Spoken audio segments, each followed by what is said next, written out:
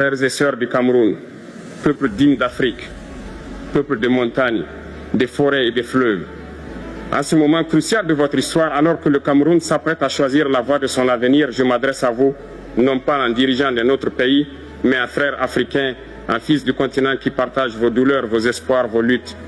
L'heure n'est pas à la peur, l'heure n'est pas à la division, l'heure est à la conscience patriotique. L'heure est venue pour le peuple camerounais de reprendre en main le destin de sa nation. Trop longtemps, nos peuples ont vu leur voix confisquée, leurs choix manipulés, leurs espoirs enterrés sous le calcul d'intérêts étrangers. Trop longtemps, on a dit aux Africains pour qui voter, comment penser, comment vivre. Mais l'Afrique nouvelle se lève et le Cameroun doit être à l'avant-garde de cette renaissance.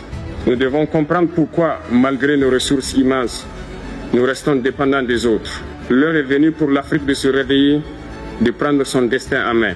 Nos richesses doivent servir d'abord à notre développement, à l'épanouissement de notre jeunesse. Le vote, ce n'est pas un jeu, ce n'est pas une formalité, c'est un acte de résistance. C'est le moment où chaque citoyen dit « Je décide moi-même de mon avenir » et personne, je dis bien personne, ne doit voler cette voix au peuple. J'appelle les institutions, les forces de défense et de sécurité à rester du côté de la nation et non des individus.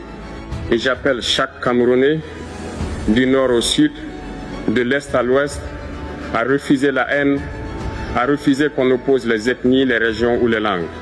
Car le Cameroun est un et indivisible. L'Afrique a besoin d'un Cameroun fort, stable et souverain. D'un Cameroun où la jeunesse ne fuit plus, où les anciens conseillent avec sagesse, où les dirigeants écoutent avec humilité. Un Cameroun qui, demain, marchera aux côtés du Burkina, du Mali, du Niger, du Congo, du Sénégal, de toute l'Afrique libre. Si le peuple camerounais se tient debout, aucune puissance étrangère ne pourra décider à sa place. Si la jeunesse se mobilise dans la paix et la vigilance, aucune fraude ne pourra renverser la volonté du peuple. Je vous le dis avec le cœur d'un frère de combat, l'Afrique de demain ne se construira pas avec des mots, mais avec le courage des peuples. Et aujourd'hui, ce courage, c'est à vous, Camerounais, de le montrer au monde. Que Dieu bénisse le Cameroun.